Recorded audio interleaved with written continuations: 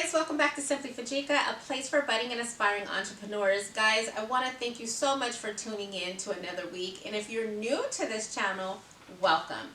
Guys, today we're talking about how do you provide quality care for your patients. Now listen, I know we are all in this business to make money. However, we want to make sure that our focus lies with providing that quality care. So remember, our clients are going to be talking. So at the end of that conversation, do you want them to be talking about the great service that you deliver, or not so much? So guys, if that's something you want to dive into, then stay tuned. Guys, really quickly before we begin today, I just want to remind you that I am having my first masterclass this upcoming Saturday. That time has gone by so quickly, on how to start your non-medical home care agency. So guys, I am so excited about that. The link will be in the bottom of the video. Make sure that you go ahead and register for the event. Again, this is a free event that will be conducted on Saturday. So guys, I look forward to seeing you there. Guys, the first tip I have for you is to hire the right people. Now guys, I've done lots of video on hiring the right folks, on what that hiring process should look like. So we're not going to talk about that too much here. I will make sure all of those items are included in the description at the bottom of the video. But today what I want to talk about is, remember, your clients will meet you first. But guys, keep in mind, the face of your business are going to be your home health aides. So when you think of in that respect, who do you want to be representing you, right? You want someone who's professional. You want someone who has good experience. You want someone who really has quality, really has passion or pride for the work that they do for their clients. And so how does that show up in an interview? Well, you want to ask those specific things. You want to make sure you ask, why are you in this business? Why do you love doing this? Because if you ask somebody that question and they start talking about pay, they start talking about, well, I went to school for graphic design, but I didn't finish. Okay, I don't know. That doesn't speak passion to me, right? So you want to attract those people that have passion for your clients, because that way you can feel trusting. You can really feel assured that that person is going to that client's home and they're really taking care of that client on your behalf, right? Also, tell me about something that you did, without being asked to do it. This is really where that person gets to shine. This is really where that person gets to tell you about, the program that they created for their client, or the dates they used to have on Friday evenings. So things like that. You want to make sure that people can tell you what they have done in the past so that they can bring it to your organization for the future. In the end, remember, anybody that you hire is a reflection of you and your organization.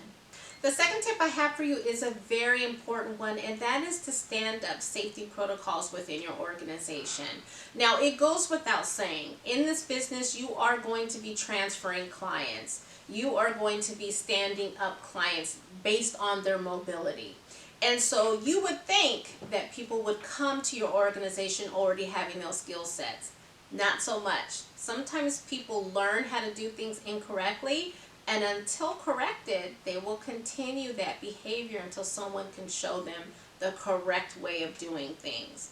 And so when you create your training programs, when you create your onboarding programs, you want to make sure that safety plays a big role in those programs. So when you're onboarding them, have someone come in, show a correct transfer, show a correct how do you pick someone up safely. Because remember, the whole point of why we're in that client's home is because that client does need assistance with their activities of daily living, but they want to be at home and they want to be in a safe environment.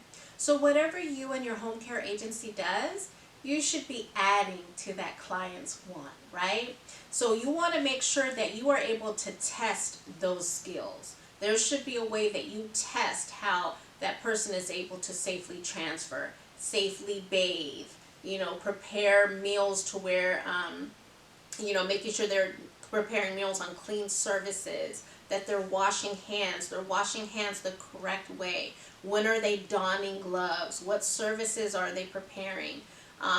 Those are just some of the things off the top of my head that You want to make sure those people come with those skills, but at some point in the hiring and orientation process that you're able to test those skills. Again, safety is the key here. The third tip I have for you is make sure that you understand your client's needs. So this should go without saying, right? Because hopefully you have some type of intake process, some type of client interview process in which you're understanding what the client wants. You're understanding, okay, this is something I should be able to help this client. But remember, there's going to be certain things that the client does not say, right? Either because they don't know how to communicate it or because they don't think they should have to ask for it. That's where you come in, because you should be able to advocate those clients' needs, okay? Because in that regard, that's an unspoken expectation that that client now has for you and anyone that comes into their home. And so when you're writing down what the customer's saying, when you're creating that care plan, you want to make sure that you deliver that care plan to the client and ask them, hey, do you have anything that you wish should be added here? You know, or it could be something as simple as, did I leave anything out?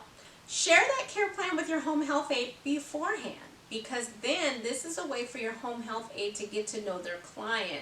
And they too can be looking for little ways that they can just improve on even what's on that plan, right? Because we always want to over deliver. You always want to provide an experience for that client that reinforces why they chose your home care agency for their care needs.